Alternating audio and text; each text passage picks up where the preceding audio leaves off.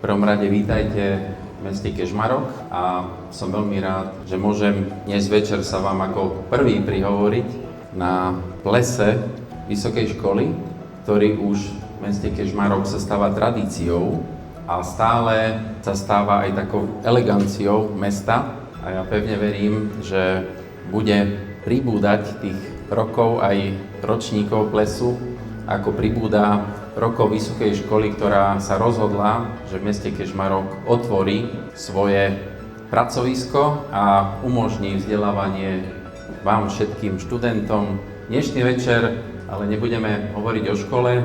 Dnes ste odložili skriptá, tabulky, dnes je večer elegancie a ja vám chcem popriať, aby ste sa ponorili do elegantnosti hudby, aby ste strávili množstvo príjemných rozhovorov so svojimi spolužiakmi, kolegami a aby ste odchádzali z dnešného plesu so veľmi peknou spomienkou.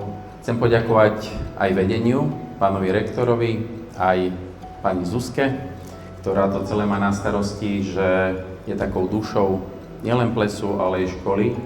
Chcem vám popriať príjemnú zábavu a aby ste dnešný večer strávili tancom, spevom a príjemnými rozhovormi.